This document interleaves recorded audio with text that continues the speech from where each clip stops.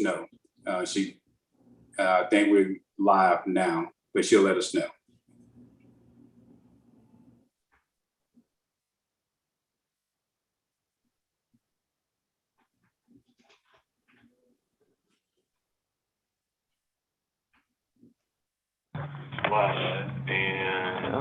Got it. Mr. Vice President, you can start. Thank you, Madam Clerk.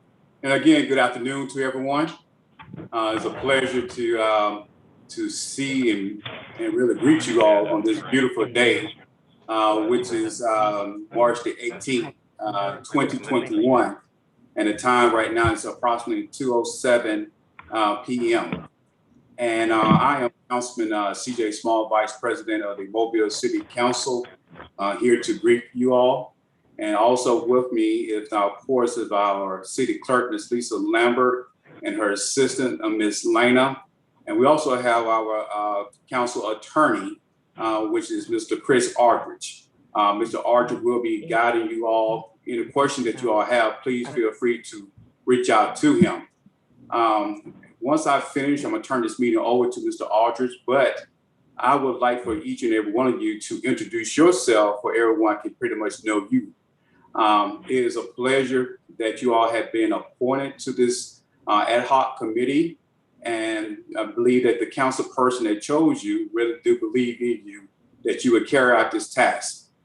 This committee, ad hoc committee, is specially designed, and pretty much we as council people don't want to make up, all the city rules. We want to get input from the citizens, citizens like you and your family, your friends, your neighbors, and even sometimes your enemies and everything. So they bring it all back to the table. But once we get this ordinance, for this ordinance can fit, over a majority of the people. We can't satisfy everybody, but we try to satisfy the majority of the people. And again, we do appreciate you all taking your time to volunteer on this board, on this committee. And we're looking forward to working with you all more in the future. And I'm going to start off with District 1, and we'll work ourselves up to District 2, 3, 4, 5, 6, and 7. And then we'll hear from our Mr. Chris Aldridge. District 1, can you just introduce yourself, your name, and just one or two things about yourself, and that'd be good.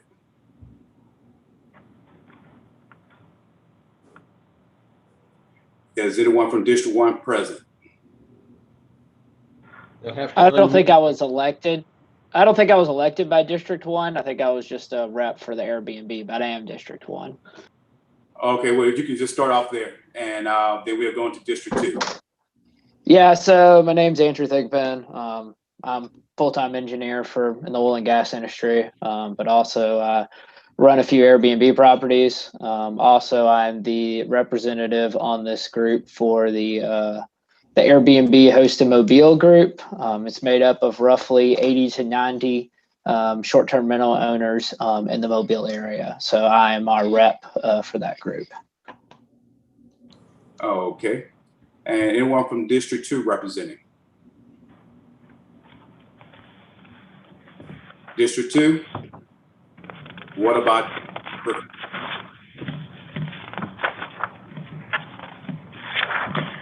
District 2 is Mr. Bradford Roy. No, District 2, Bradford should be District 3. That's correct. Oh, I'm sorry.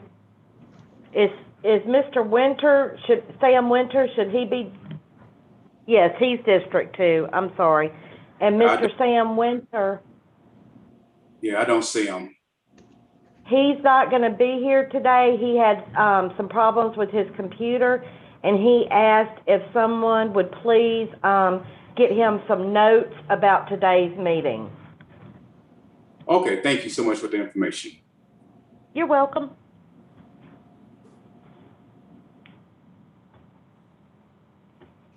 District 3. Hi, everyone. It is a pleasure to serve on the committee. I'll be representing District 3.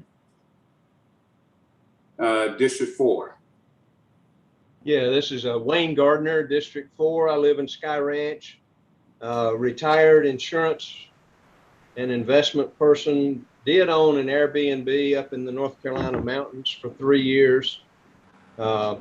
sitting in my office at the bar that we own downtown, so I don't think you'll hear any noise, but I'm upstairs above the bar, so. You should have brought us something to drink virtually. Yeah, could have. You owe us one. Just kidding. Just joking. Yep.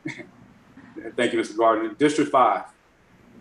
I'm Chris Enzer from District 5, business owner, property owner in the Loop. District 6. My name is Alita Greenspan. I represent District 6, and I have a concern and grateful for the opportunity to participate in this because we live in a heavy residential R1 area of town, and I do have concern being a homeowner myself. Thank you so much. District 7. District 7, that's me. My name's Earl Gochi. I am the president of the Alpine Hills Community Action Group. Have been for 5 years now. I believe I also have 5 rental homes, long-term rentals, and I came about. You asked me for this position, I believe, because I was looking to purchase a home to become an Airbnb in, I think it was November of last year, and was curious about what the rules were then, and they were still in a state of flux, and obviously still are today. So I believe I was dragged in to help give my 2 cents in that regard. So thank you very much. Thank you. And I see that we have someone that's calling in from a 251 area code 370 number. Could you let us know who you are?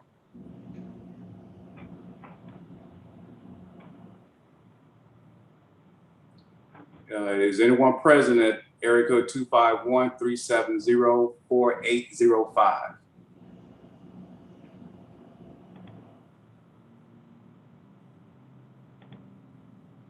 Hello? I guess they must have left their phone. Okay, there we go. Hi, good afternoon. This is Margot. Sorry about that, folks. Good afternoon, Margot Gilbert, General Manager of the Battle House Hotel. Happy to serve on this committee. I'm representing Visit Mobile, and I am sitting at home with a broken ankle right now, so that's why I'm not on Zoom. So I'm sorry. Okay, so sorry to hear about your broken ankle and everything. It's okay. No worries. Thank you for joining us on this Zoom, this call. And again, I'm going to introduce you all to Mr. Chris Aldridge. Again, he's the council attorney. He would tell you the do's and the don'ts, what is expected of you all, and even by having someone to pretty much chair this group. Ladies and gentlemen, the best attorney in this side of town, Mr. Chris Aldridge. Hey, thank you. So this is sort of a kickoff meeting, and the council wanted me to join in and kind of, if none of y'all have ever served on a committee like this before, give you some basics as far as complying with state law and what your marching orders are, so to speak. This is a 10-person committee. We've got, sounds like at least 8 people appointed. I don't know if there's 2 others. Should be a District 1 coming in at some point, and also a representative from Midtown, downtown area that would be appointed by the mayor. The first thing you need to know is what a quorum is, which is basically just a majority of folks on a board like this, because you have to have a quorum to have a meeting. So on y'all's meetings, it can't be a legitimate meeting unless 6 people attend. You need to get some organization going.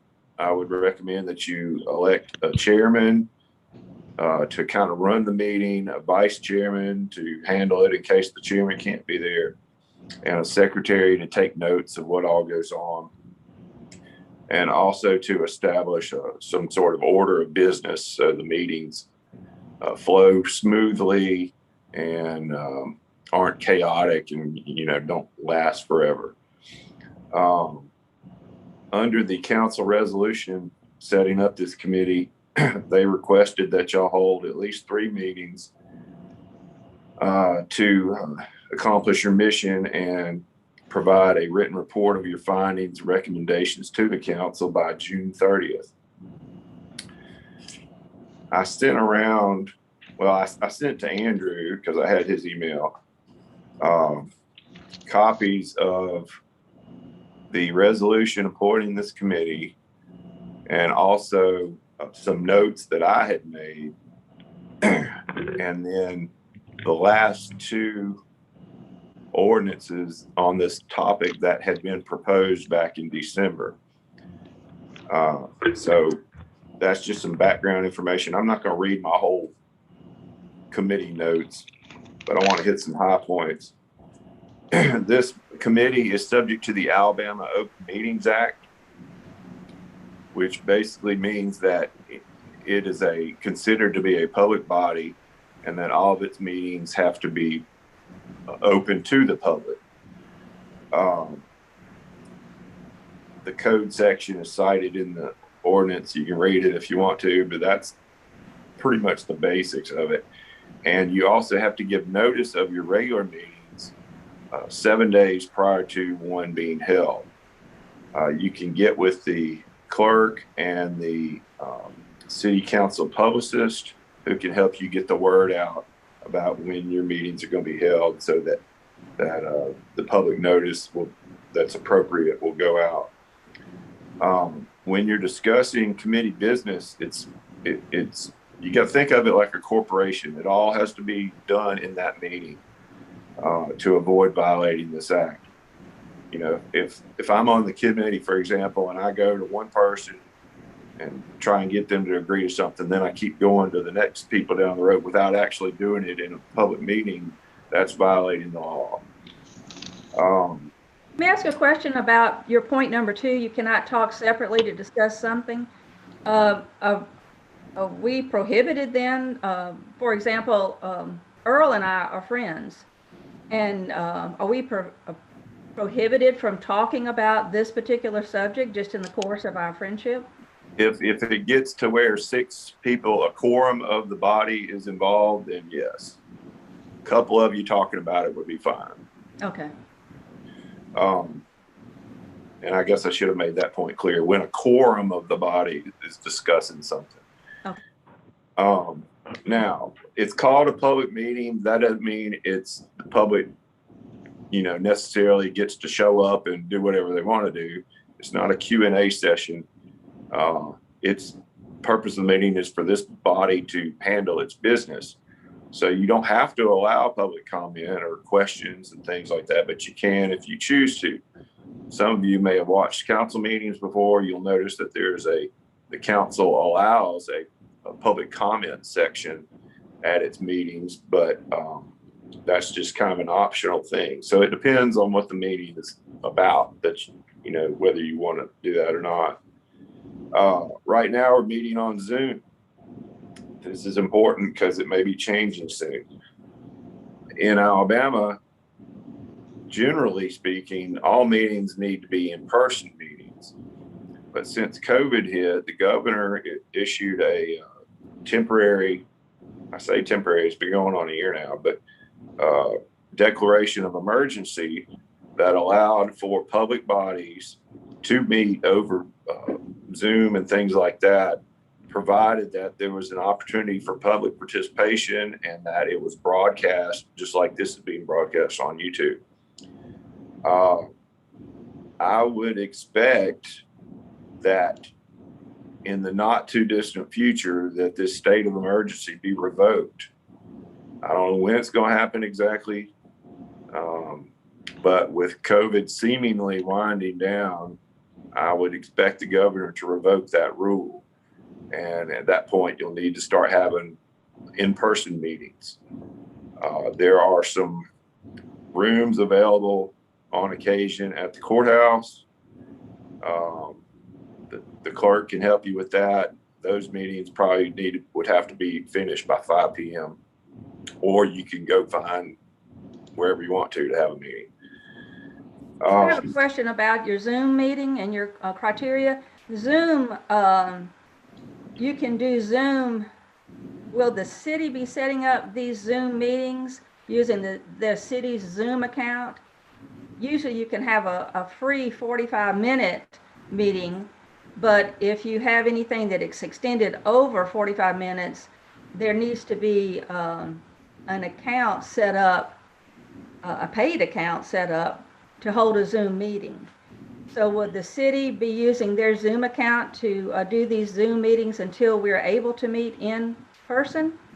Or should the board look for something like MS Teams, which is a free platform for these collaborative events?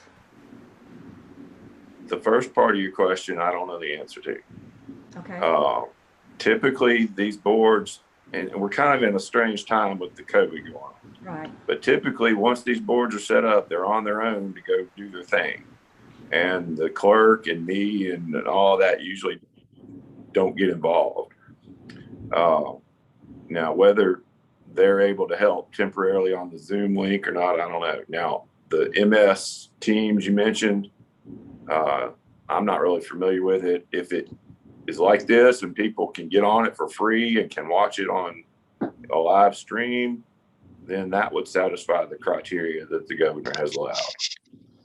I would say if Lisa can continue to help us in setting up the Zoom, that would be helpful, because obviously we don't have access to live streaming anyways. So I think in that scenario, you have to have city involvement. I agree. Well, I'm not going to speak for Lisa and them, but those are the criteria you got to have.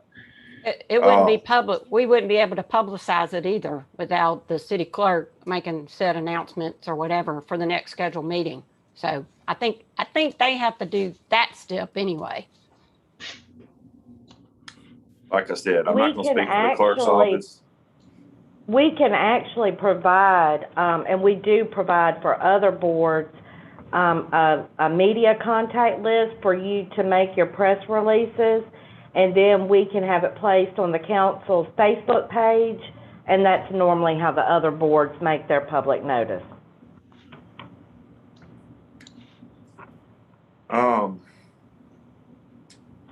And then the basic, so that's the basic law and stuff that you need to know about setting up one of these boards. The goal of this committee, according to what the council has asked, is that you develop and provide recommendations to the city council regarding operational and safety requirements for short-term rentals, which quite honestly, I don't think it's going to be all that hard to do. And the harder thing is to make recommendations concerning where appropriate zoning districts and areas that the short-term rentals can go in. And that's going to be really the question of to what extent, if any, they will ultimately be allowed in an R1 area is going to be the number one question. I'm just telling you. Everybody's got a different opinion, and I'm not going to tell you what your, recommendation in the end should be. But you got to think about that. And here's why. In Mobile, a short-term rental, an Airbnb or whatever you want to call it, is a business. You're making money off something, it's a business. You may not think of it as a business, but it is under the business license ordinance. A business has to be zoned properly for wherever it's located. Currently, there is no zoning designation for short-term rentals. Zoning ordinance was developed in 1965. There was no such thing as an Airbnb back then, and it just wasn't ever made part of the deal.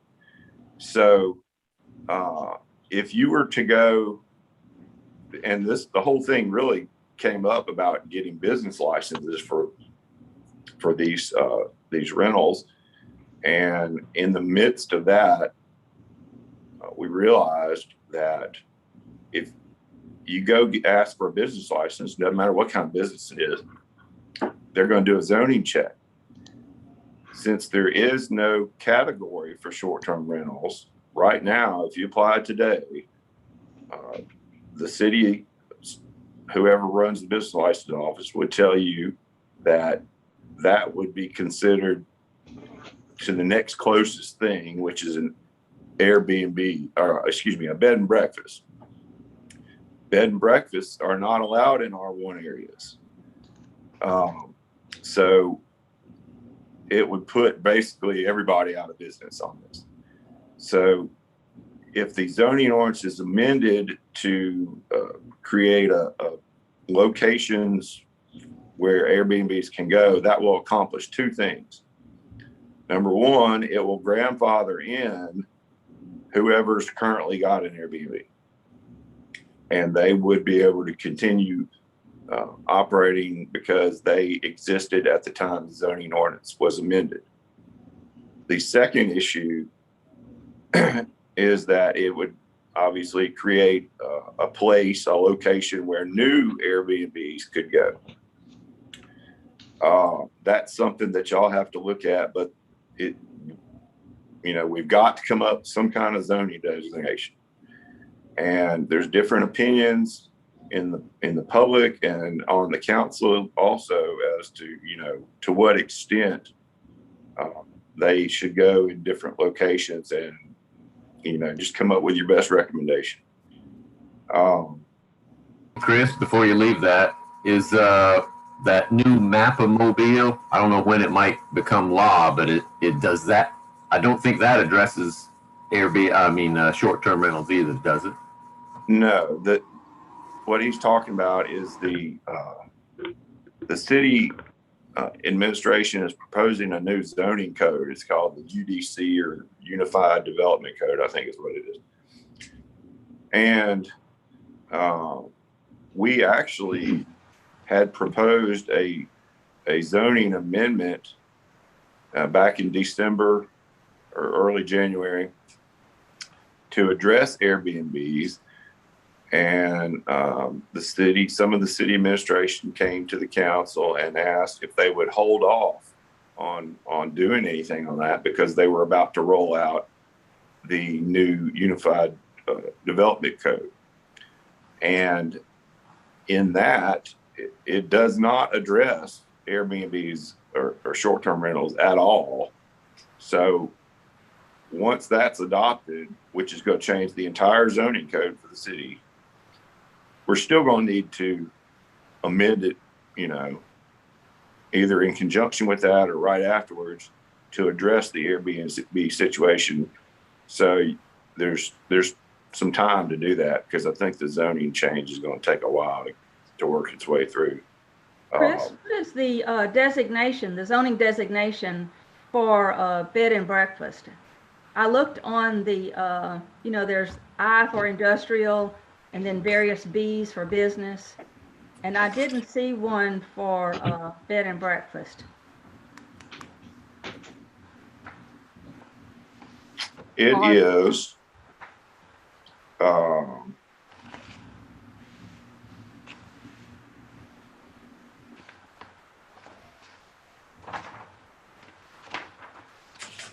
in the downtown development district.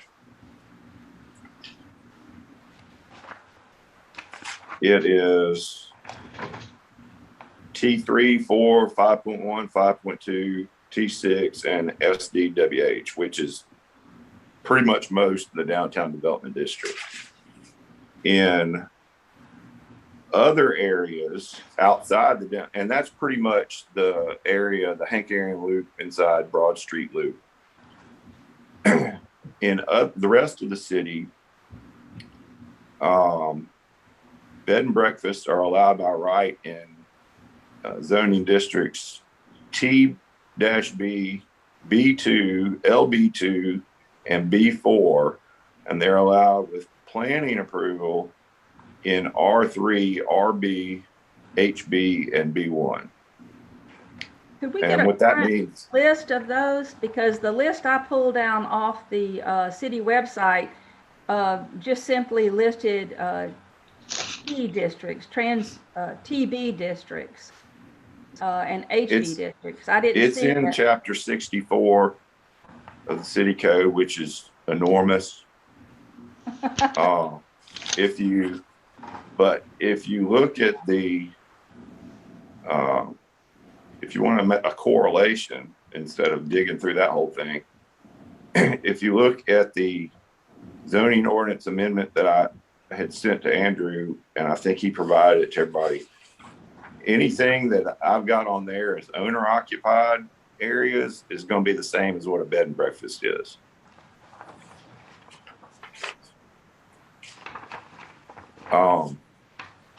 Yeah, I reviewed the previous one that had the zoning ones listed. So, and after reviewing the properties I know in the city, so 99.9% of current short-term rentals would not be allowed if you went with the current one that Chris stated. So that would essentially eliminate the entire market.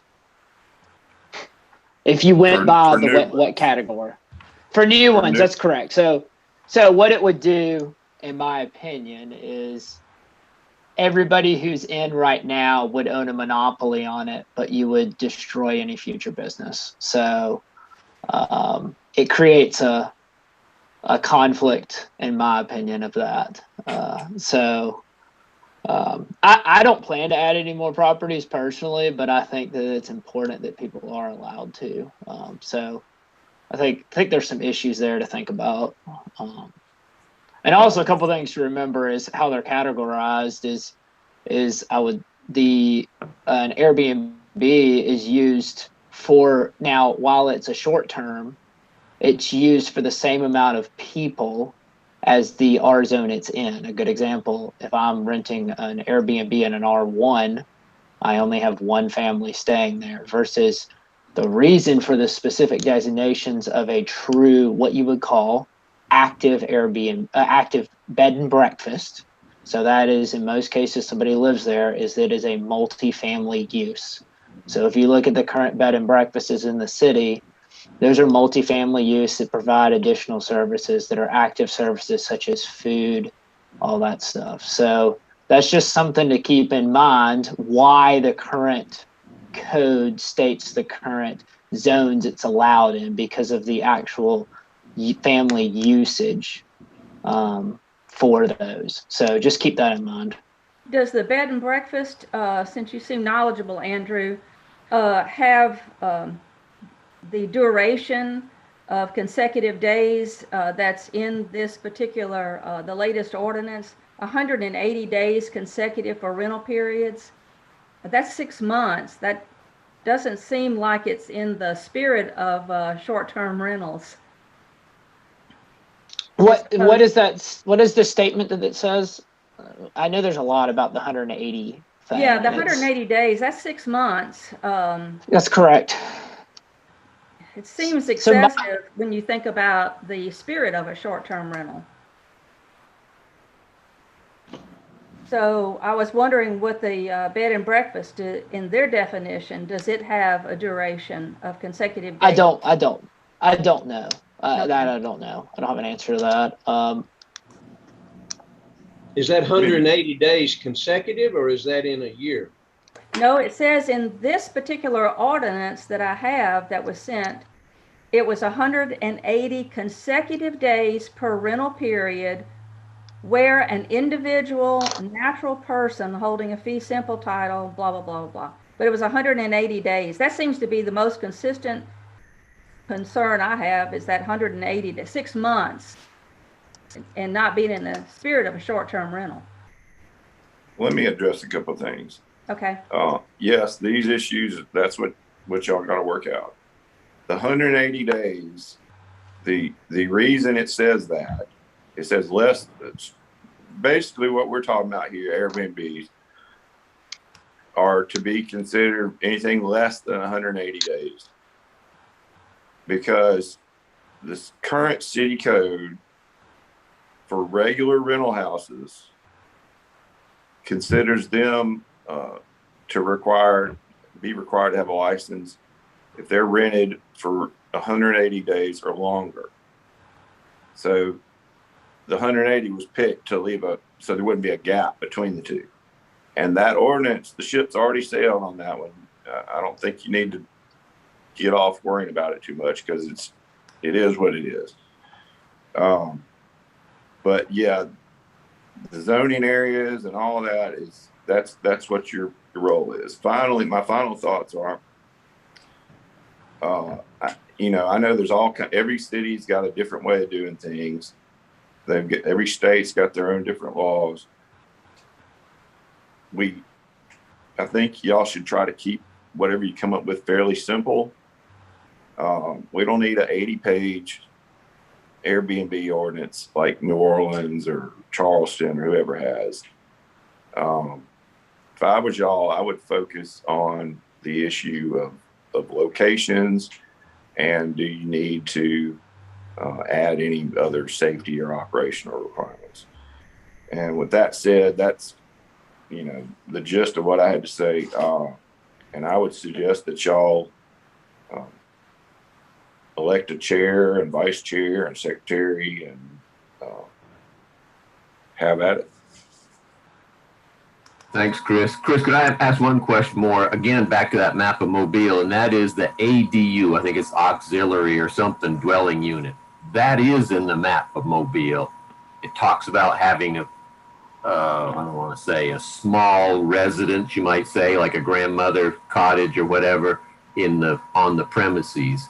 And it allows it, but I don't know if it allows, I guess I don't believe that it's allowed necessarily to charge money for, you know what I mean? I think they're just allowed to have them in the new zoning, in the R1 zoning area for personal use or, but I don't know if that's the truth. I'm just wondering, getting a little more insight, making sure we're not repeating something that the new map of Mobile is already taken care of in their addressing, not of Airbnbs, but the ADUs, the auxiliary dwelling unit.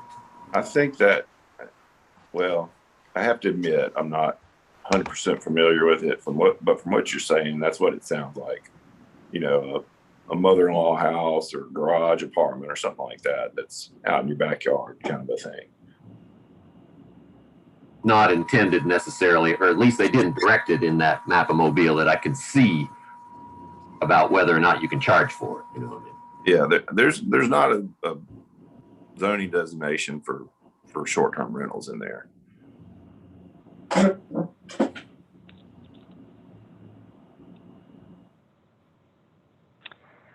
Hey, this is Margot from the Battle House. I have a quick question while you're still on the line. If we could just go back to the 180 days, because I just want to get it straight in my head. The way it reads right now is if I were to go and rent an Airbnb, I could rent an Airbnb in Mobile for 180 consecutive days. Is that correct? Or is it 180 days for the owner that he's only allowed to have an occupancy for its entire year of 180 days?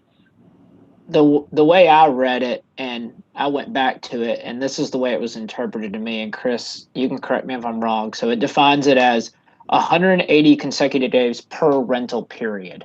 So what that's saying, and let me make sure I think I say it right, is if you are renting it to an individual in a rental period that's under 180 days, you are considered a short-term rental, so 6 months. So essentially, if the lease or agreement or time that person stays is under 180 days in your place, that's considered a short-term rental. It's not a cap on the amount of days you can rent it in a year.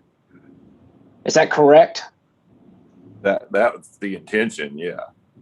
Like if you're renting it to Chris for 150 days, it's still a short-term rental. If you rent it to Chris for 190, then it's considered to be under the regular rentals ordinance. But you can rent it to as many different people as you want, as long as you don't exceed the 180.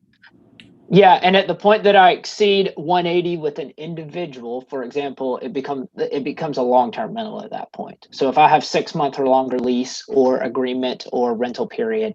So if I go advertise it on Airbnb and set a minimum stay of 6 months, Therefore, I'm a long-term rental at that point. I think that would be correct. And, there's a lot of gray area with this stuff because you can't, it's a new concept relatively. And, you can't, with things changing in the world constantly, you can't plan for every conceivable situation that might ever happen. It's just impossible. I think that's the importance and simplification of this for a city of Mobile to be able to manage without making it where a large city like New Orleans that has an unlimited amount of resources to manage something like this. Yeah, Andrew, just out of curiosity, I know it's going to come up now. At present, there is no annual limit to the number of days that you can rent your Airbnb, correct? That is correct.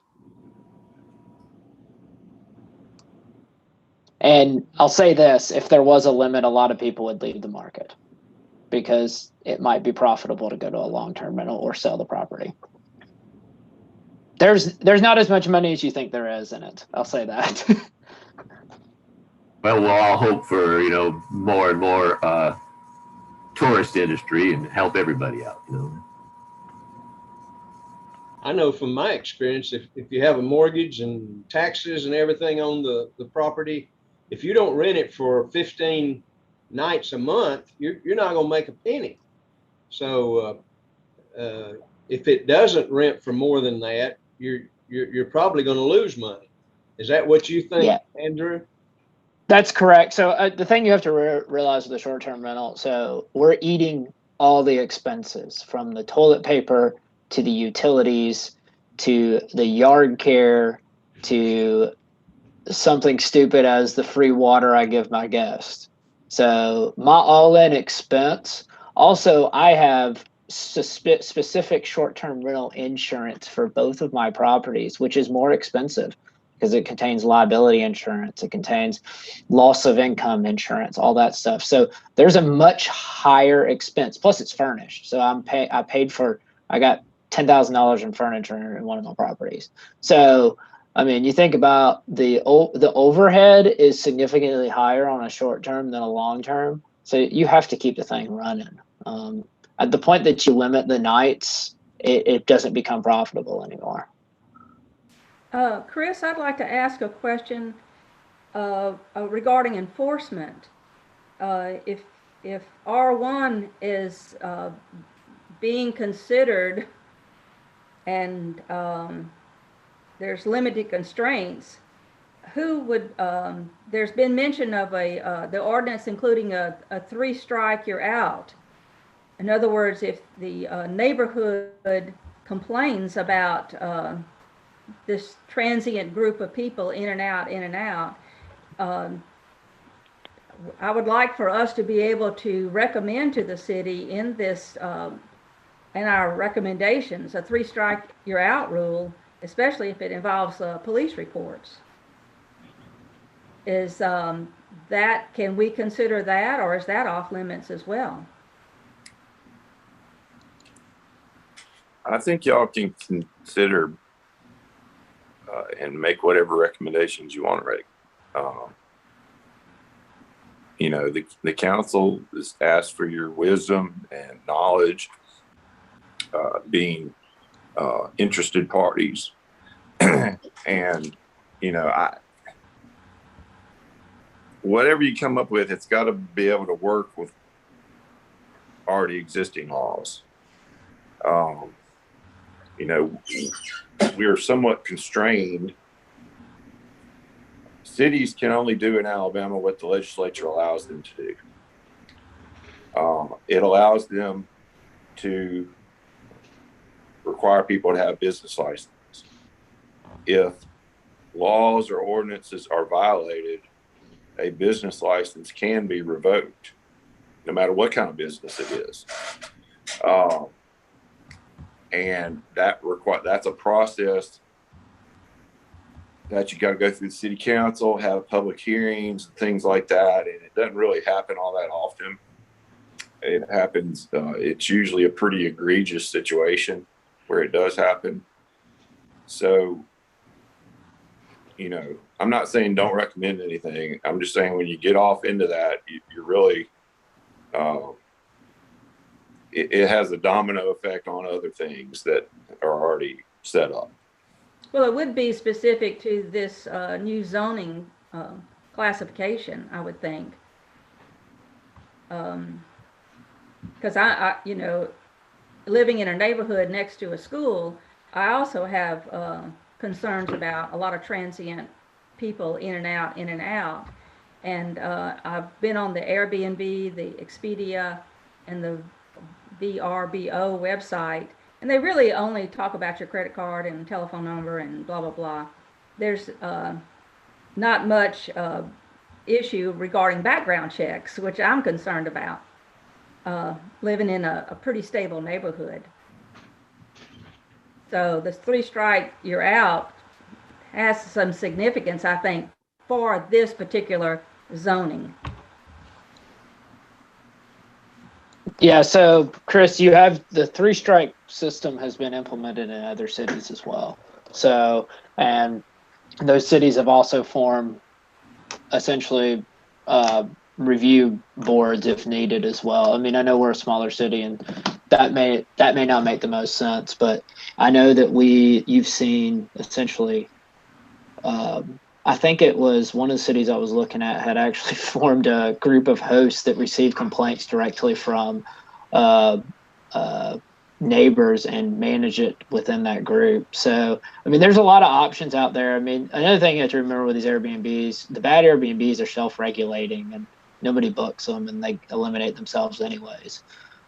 So, and there's a couple of factors you got to remember with Mobile specifically is we're not considered a party destination, and we're not typically having those kind of issues from our short-term rentals that led to these massive complaints in other cities such as New Orleans, Gulf Shores, that are major party cities. I mean, Mardi Gras is an exception, maybe so. But most of our bookings are professional or stops along the way. We're not a huge multi-night party destination city. So some of those factors may not affect us that would affect another city.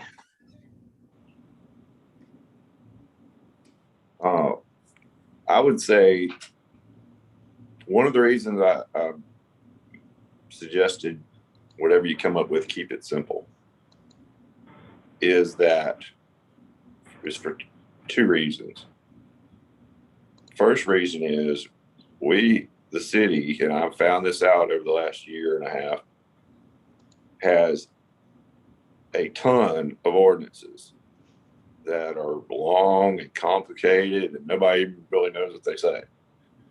And so the more complicated you get, the more difficult it becomes to address it and enforce it, which leads to the second issue, is that they don't have unlimited resources to be policing Airbnbs or any other kind of business for that matter. So that's why you see really only the most egregious cases coming before the city council. Y'all could recommend that, Airbnbs be allowed anywhere in the city. And that if that gets passed, then it'll happen. And then if one of those properties becomes a nuisance type property, then the number of calls and complaints and police coming out there and things like that would all be factored into the business license revocation process, whether it needs to be revoked or not. So I hear what you're saying about the 3 strikes. I don't really know how it works there. I'm sure they thought it through, and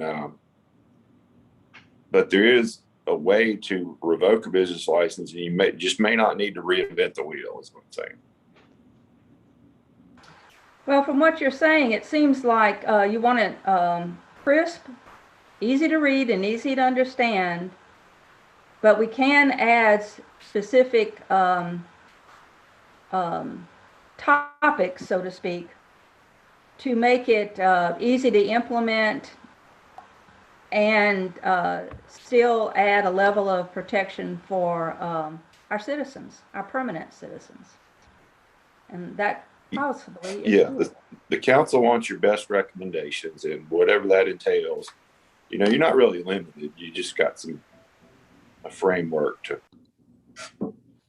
Yeah, I think you framed it up well. I mean, you don't want it to be so over the top that the city can't manage, because you're right. There are ordinances out there that I'm aware of that the city that nobody understands or even is followed because they're so over the top. So I think the simplicity, and simplicity means it's more likely to be followed. So I'd like to just say, I think we have all of this in place already. As you said, when you go apply for the business license, it said, no, you can't do that in an R1, but you could request a variance to allow that to happen. And that does have to happen if you have a home business in the city. And I've actually called the revenue department and asked before about a property that had lots of cars getting worked on all the time out in the street. And I asked the question, does this property have a business license? And it turned out they did, but not for repairing vehicles. And they had gotten a variance to be able to operate a home business there, but it wasn't the same thing. Okay. So I think everything's already in place if it just goes through the process. But I asked one other question about something similar to this. I told Andrew about this last time. I have a concern about if a homeowners association, for whatever reason, does not allow or doesn't want to allow Airbnbs within their subdivision. And we come out, our ordinance suggests that it's straight and legal with no restrictions in any R1. What has precedent? The city, whatever the city adopts, will not override whatever your homeowners association rules are. You know, that's two different things completely. If you know, city says you can have a garden gnome and the homeowners association says you can't, then, you know, that's a private contract really between the homeowner, the property owner, and their neighborhood association. So yeah, that's really a personal quandary that somebody may have. But as far as the city goes, you know, we're not worried about that. We got to enforce our own rules. Thanks. Yeah, okay. but my understanding, so actually one of my properties is a part of a condominium complex in the city that has an HOA that does allow it. But at the point that my HOA votes to get rid of it, no matter what the city says, what I understand, Chris, is it always trumps. So I think that's right.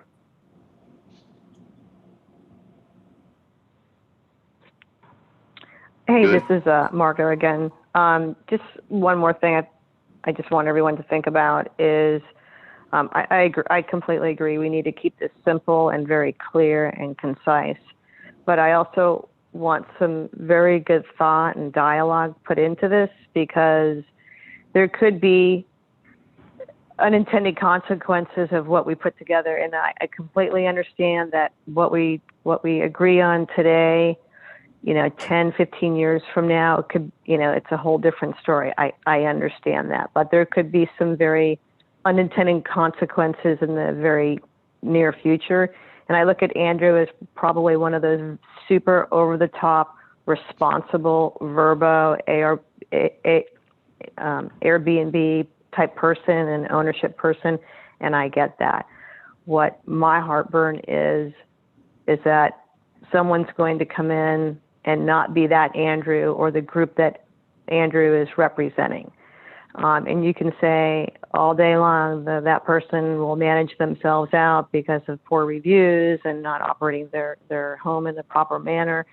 But, you know, there will always be someone that will try to skirt the system. So I just want to make sure that we're thinking about that too, and putting some things that are in this ordinance that is very, very clear. I agree. I don't think anybody who works in this business wants bad people running short-term rentals in this city because it hurts our reputation.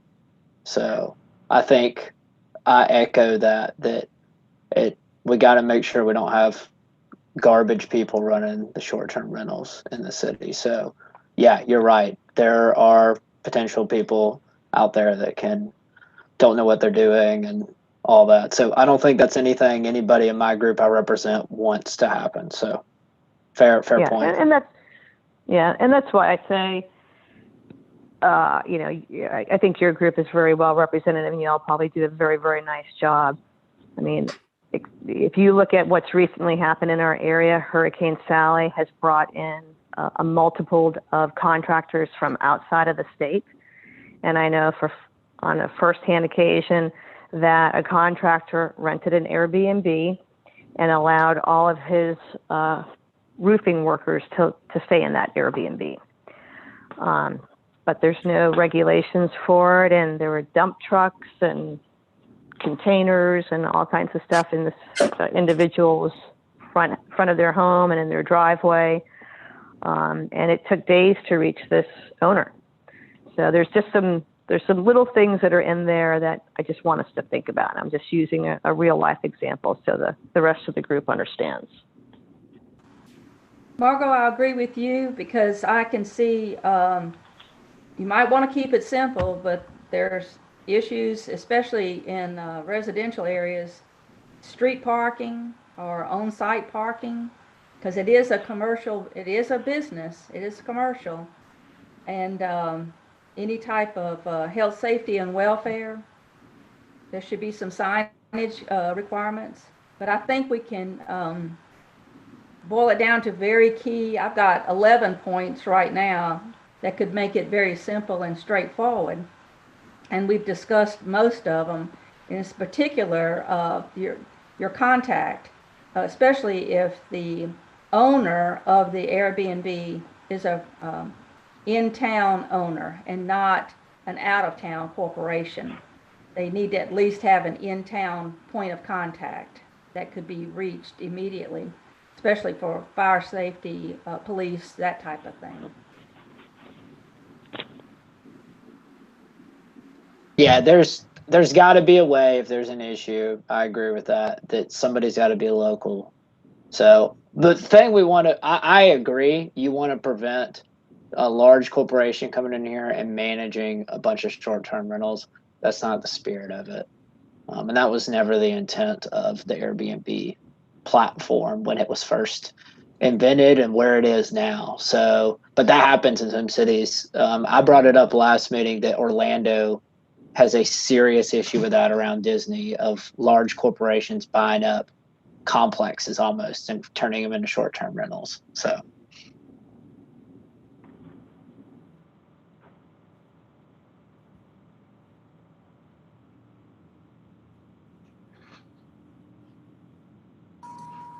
All right, what's next? Well, I'd like to recommend that Earl Gotchi be our president. And Chris, since you're a business owner, you might want to take the notes as secretary. I'm going to put the flag in the sand right now. I second that on Earl. I think he'd be a good one for being our president. Well, thank you, man. I mean, he's already our HOA president, so he knows what he's doing. Yeah. With 5 years experience, no doubt. It's been interesting. Thanks. I'll be glad to do it. I really would. I mean, I don't mind. I'm a little leery about where we're going to coordinate once we're through with Zoom meetings, but other than that, we'll find a way to get a meeting taken care of. And Chris, you seem to have a handle on, as a business person in Midtown, variances and things of that nature, which I think would be very helpful if you could be our secretary. I will make every attempt, but y'all are going to have to proof and tell me what I didn't take down correctly. And one of the things that I wanted to share was that the new UDC is available, and it's not really, the map for Mobile was just the planning session, but the new UDC, if you want to read about R1, R2, R3, B3, just the plain definitions, you can find those in Article 2. And they're listed that way as Article 1, Article 2, Article 3, Article 4. And the actual table of uses is in zoning also, which is Article 2, page 33. And you can see that they only have zoning, they only have lodging listed, and those are either a bed and breakfast, a hotel motel, or a recreational vehicle park. So when it comes to lodging, the new one does not, they really didn't change anything that was not already in the one that Mr. Arledge referenced, the other Article 64.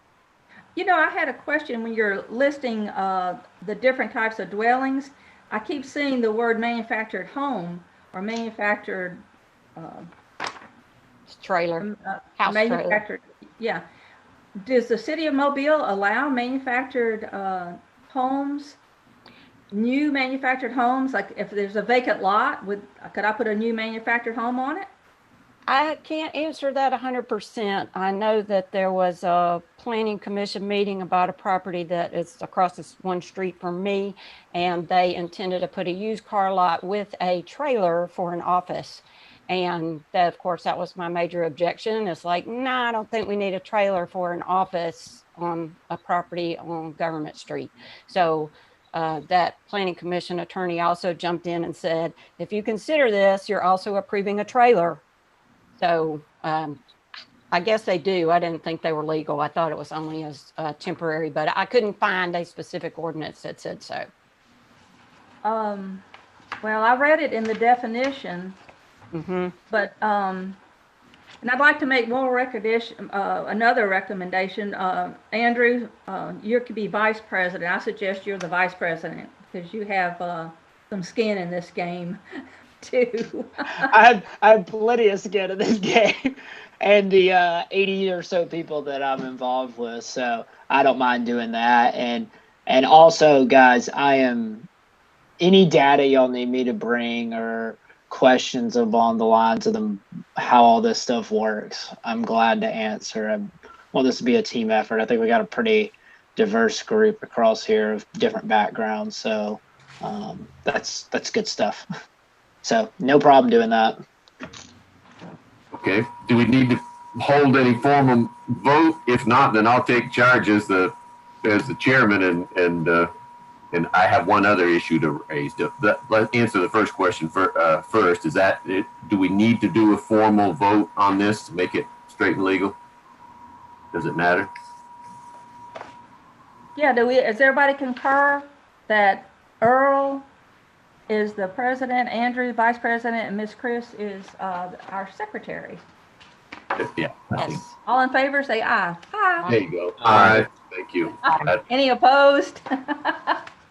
All right. With that said, I kind of expect to be here an hour, and it has been an hour. And so two things. One, we want to set the next meeting. And secondly, Andrew brought up the Airbnb representative. And are we at a point where where that would be appropriate that we bring in the person, I think it was a woman, from Airbnb for our next meeting? Is everybody comfortable with that idea? Yeah, so her background is she is the representative for the Southeast for public policy for Airbnb itself. So she's got a lot of background in what other cities have done as far as simplification and all that. So raised an issue last time about whether or not we were very soon into the process, whether we had enough, we were educated enough to be able to take advantage of this woman's time. And I think we're rapidly getting up to speed. This meeting has probably educated me as much as my own homework, you know what I mean? So I think it would be wise, if it's okay, if you can get her to come for our next meeting, Andrew, and we'll set that in just a minute. I think it'll work out pretty well. My guess, we'd probably like to keep her, well, we'll let her lead off and then go up to, let's say, 30 minutes, unless we just, don't want her to stop, but that'll allow us to do whatever other business we might want to do too. Does that sound reasonable? Give her some topics to talk about. We just don't want an open-end meeting. The topics were, the typical ordinance, parking, duration. We've already settled it's 180 days. Give her some specific topics that are specific to Mobile to address. Okay. And certainly security is one of them. I've heard that as well. So, do you have enough knowledge right now to be able to, do you need any help in that regard, Andrew? Or can you just give her what I know what we're going after. And she's already reviewed the draft ordinance as well. So she knows those decently well, but I know the topics that this group is concerned with. So I'll make sure to tee that up to her. Yeah, that's good. Ms. Chris, you were talking about this paper, PDF, it was called Short-Term Ordinance Revised, and it was dated 11/11/20, and it was in Section 2, Amendment Article 3, Chapter 34. Y'all be sure and take all these numbers down. Yeah. And it clearly said in this block of information, short-term rental of a dwelling of any type, room, but in particular, it includes manufactured homes. So that definition and that category code said it included manufactured homes. Yeah, and I have seen that in other places. So if we're going to have input from the Airbnb, what if I also reach out to Ms. Shayla Biko at the UDC lady and ask her if she can have input about what would the effect of what we're even thinking about be once the one is approved, and how this amendment would or could affect that, and maybe specifically talk to those designations.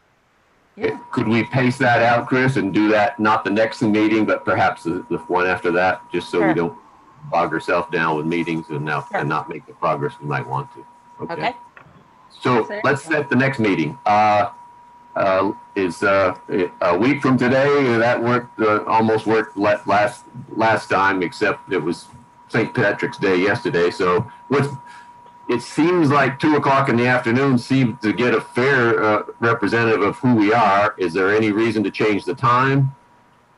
Is there any day we can do but Thursday? Is that possible? Yeah, that's for sure. We got whatever else. What works for you? Wednesday the 24th? Wednesday the 24th. I can make that work. Putting out. Okay. Yeah, I don't have a problem. How about Wednesday, Andrew? Is that better? That's a problem for me. I prefer Tuesday or Thursday. Well, can I jump in a second? I'm sorry. Can I jump in a second? You got to give 7 days notice. Oh yeah. Whatever day you pick. So you pick a day, and you'll need to get with the clerk and all about getting it published. So, well, not published, but notice sent out about when the meeting's going to occur. So, it's got to be at least 8 days away. 7 days from now, you'd have to send the notice out, in 2 minutes. 2 minutes. So we need to do it the week of the 29th, is what you're saying. Yeah, we probably have to do it on a Tuesday the 30th. Wayne, can you do that? And I'm wide open on that. Okay. Anybody else have a problem with Tuesday the 30th, 2 o'clock in the afternoon? I can. Hey, it's Margot. I can do any day other than 2 o'clock on Tuesday. It's my weekly staff meeting. Okay. Oh, sorry. Yeah, that's an important one then. Okay. Hold on. Can you hold on 1 second, please, and let me check? There's going to be some council committee meetings. Let me make sure there's not one for the 30th. Well, it seems like we're having trouble with that one right now. How about Miss Margot, is later in the afternoon possible for you on the 30th? Yes, anytime except for 2 o'clock. Okay. Is 3 o'clock, would that be too tight for you, or is 4 o'clock possible? I'll make 3 work. I just need an hour with my guys. Okay. So how about everybody for 3 o'clock on Tuesday, the 30th, lest Lana finds out a conflict there. That's okay. I see they do have a meeting scheduled for the 30th, but it's going to be immediately following the council meeting, so I would assume they should be done by 3:30. That may come back to bite me. I mean, really, Thursdays are going to be better. Yeah, sounds like Thursday. Somebody was it Wayne? Did you have an issue on Thursday? No, Thursday's great. Oh, okay. Well, who did I hop back to Tuesday? Was there somebody who had an issue on Thursday, or should we go back to that? So that would be April 1st, so we could get the notice out in time. Yeah. 2 p.m. April 1st. Yeah. How 2 about o'clock? Okay. This isn't an April Fool's joke. We're really going to have a meeting on that day. All right. So at that time, that would be a dirty deal, wouldn't it? Okay. So there we're back at it again. Thursday, 1 April, 2 p.m. And right now we're still doing a Zoom meeting. So, Miss Lana, you'll mail that out as well, right? That I will, and we'll make sure that notice gets sent for the meeting, and I will email y'all the Zoom link. Okay, thank you, ma'am. And we'll have the Airbnb representative for at least for the first 30 minutes, and then we'll talk some more. And I guess we really need to start thinking about. Well, we have two examples here what the ordinance should look like. So perhaps after we'll start thinking about how to fill this thing out. You know what I mean? And actually come up with a result. Anything else we need to talk about?